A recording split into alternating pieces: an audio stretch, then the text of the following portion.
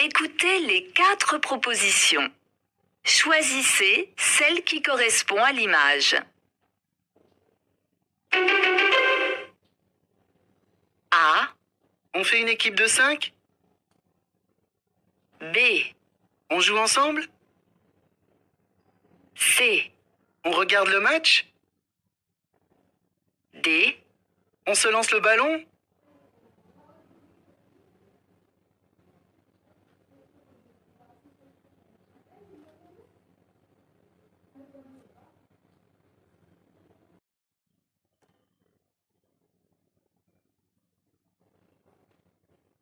Écoutez les 4 propositions. Choisissez celle qui correspond à l'image. A. Avec les félicitations du jury. B. Merci de votre compréhension. C. Nos salutations distinguées. D. Tous nos vœux de bonheur.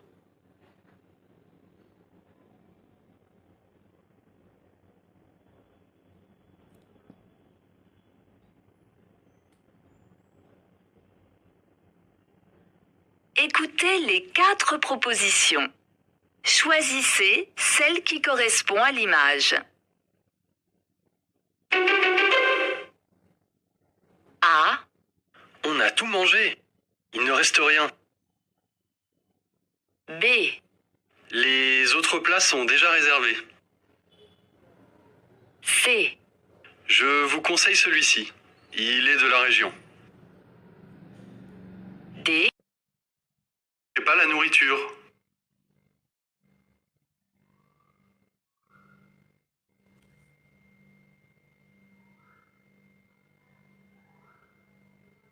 Écoutez l'extrait sonore et les 4 propositions. Choisissez la bonne réponse.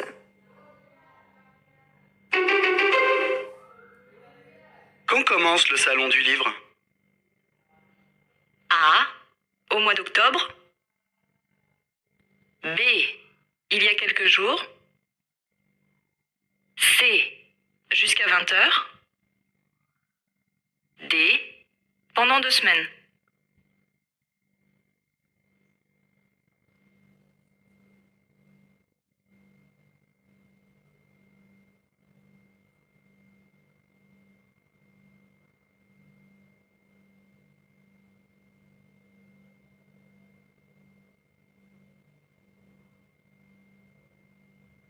Écoutez le document sonore et la question.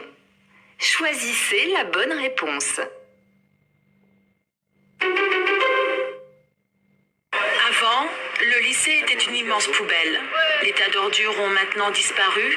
L'endroit présente aux 2400 élèves un tout autre visage. Mustapha s'est battu pour transformer l'établissement délabré en école du développement durable. Il fallait trouver 150 000 dirhams, près de 14 000 euros. Il a financé 80% du budget. Qu'apprend-on sur Mustapha?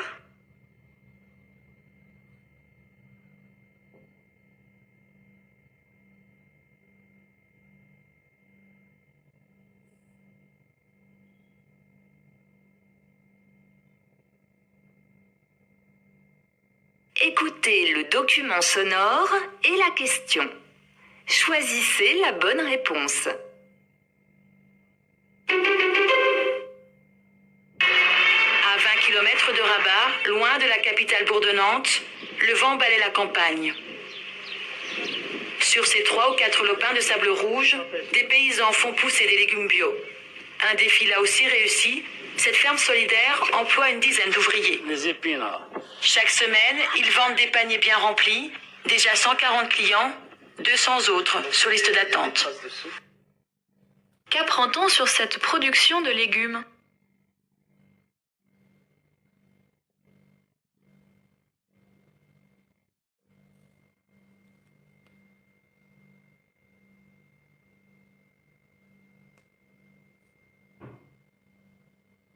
Écoutez le document sonore et la question. Choisissez la bonne réponse. Les rencontres internationales du dessin de presse qui ont débuté hier sont l'occasion de partager cet univers particulier, ce langage universel qu'est le dessin, et de rencontrer notamment notre invitée, la dessinatrice Caro. Bonjour, et merci de répondre à nos questions. D'après cette présentation, quel est le but de ces rencontres sur le dessin de presse ?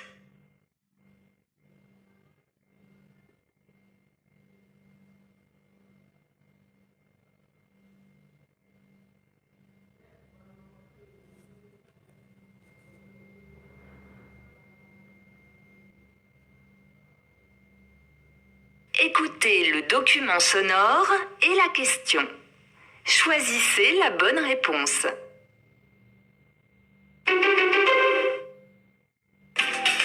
Bienvenue dans Écran Vert. Pour le numéro 10 de votre magazine consacré au développement durable, nous avons décidé d'aborder le thème de la santé. Notre santé, votre santé, la santé de nos enfants, un bien précieux mais un bien peut-être menacé. Quel sera l'impact du réchauffement climatique sur le bien-être de tous? Faut-il d'ores et déjà parler d'urgence sanitaire liée à l'environnement? Nous allons chercher des réponses avec nos invités, nos reportages. Écran Vert numéro 10, c'est parti, voici le sommaire. À quel aspect du danger sanitaire s'intéressera ce magazine ?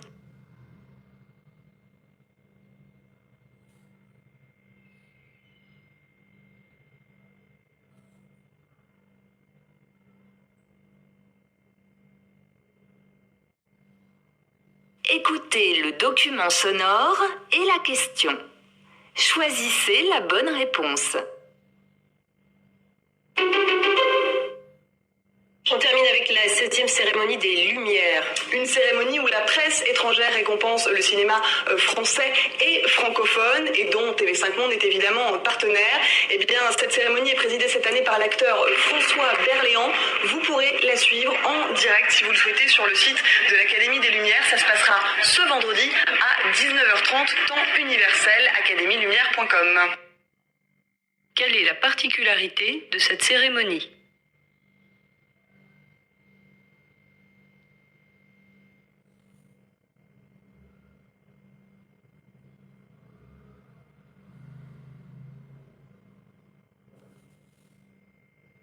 Écoutez le document sonore et la question. Choisissez la bonne réponse. Moi je travaille en fait comme product manager chez L'Oréal en Belgique. Donc c'est vrai que quand tu as un poste comme ça, bon, tu dis que ça va être assez simple de trouver un emploi ailleurs. Et tu débarques ici avec ton CV en poche et en fait il vaut rien ton CV. Tes expériences belges ou européennes ne valent rien, elles n'ont aucune crédibilité sur le marché australien. C'est vraiment, tu dois refaire tes preuves, tu dois repartir à zéro. Et on te demande en fait d'avoir une expérience en Australie pour être engagé. Le problème c'est que personne ne veut t'engager, donc finalement ton expérience tu sais jamais la faire. De quoi parle cette personne ?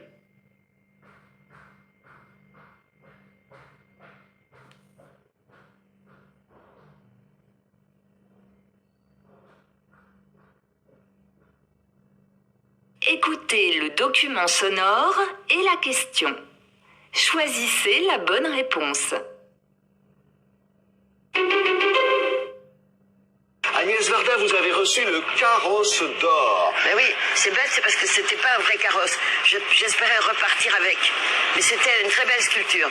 En fait, ça m'a été donné, et c'est assez rare, par mes pairs, c'est-à-dire les autres réalisateurs et réalisatrices de cette société française de films.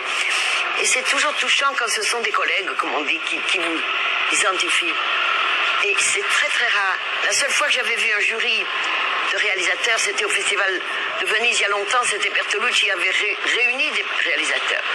Donc ils m'ont fait plaisir et l'intitulé du prix est formidable. C'est parce que c'est pour l'audace et pour l'intransigeance. Pourquoi Agnès Varda est-elle touchée par ce prix ?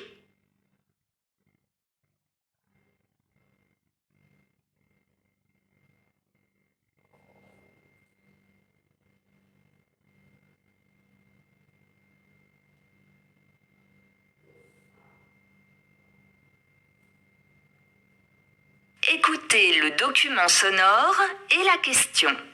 Choisissez la bonne réponse. C'était une rive paisible du Niger, à quelques kilomètres en amont de Bamako, tout juste fréquentée par les pêcheurs et quelques lavandières. Aujourd'hui, Kalabankoura est devenue une fourmilière fébrile, une berge où les pirogues affluent chaque soir par centaines avec leurs chargements précieux. Ni or ni argent pourtant à leur bord, ni même un quelconque minerai, tout juste du sable, du simple sable puisé par quelques mètres au fond du fleuve. Recherché pour sa pureté et sa finesse, c'est lui qui donne aux bâtiments de Bamako leur couleur particulière. L'expansion de la ville en fait une matière recherchée et spéculative. À quoi Kalabankoura doit son développement ?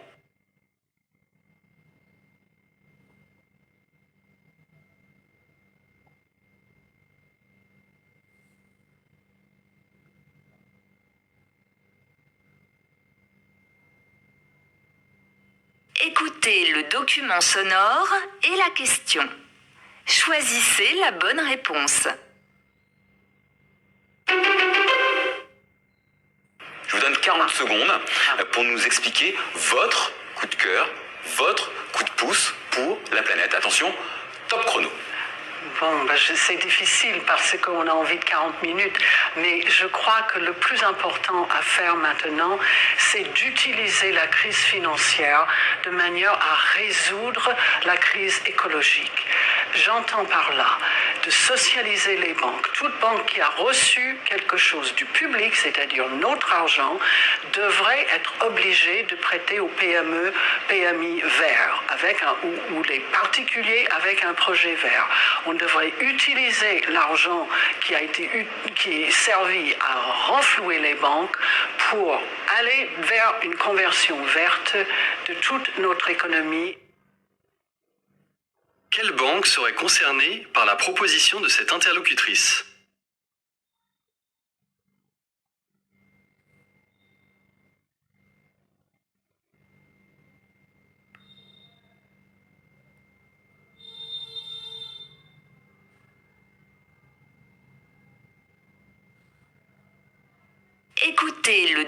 Écoutez le document sonore et la question.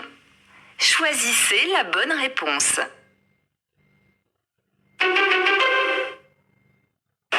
Il s'agit d'une œuvre de Pilar Albarracín, qui est une artiste espagnole qui joue sur les symboles de l'hispanité en fait. Un taureau empaillé, à genoux. C'est très important. Ça symbolise en partie une sorte de défaite de la virilité, en tout cas de mise à mal de la virilité. C'est un travail qui est très nourri de la culture et du pays d'origine de l'artiste. Souvent, les artistes ont tendance à se présenter, les artistes contemporains en particulier, comme flottant à la surface de la Terre et ayant un propos et une inspiration universelle. Certains revendiquent une inspiration locale et construisent une œuvre qui touche universellement, mais qui assume ses racines locales. Selon cet intervenant, comment travaille Pilar Albarracín ?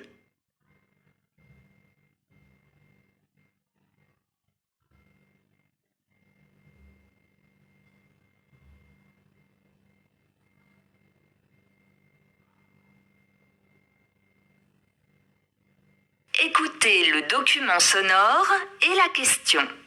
Choisissez la bonne réponse.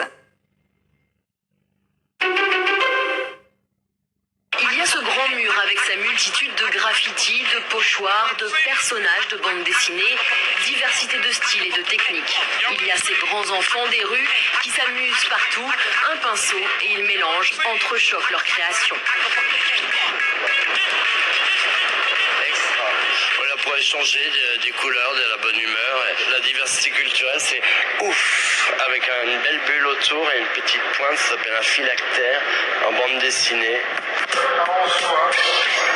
Autre performance, celle des officiels, partenaires de l'association Ariana qui a monté ce projet. L'exposition Mix Art célèbre la fusion des arts. Quelle particularité présente cette exposition ?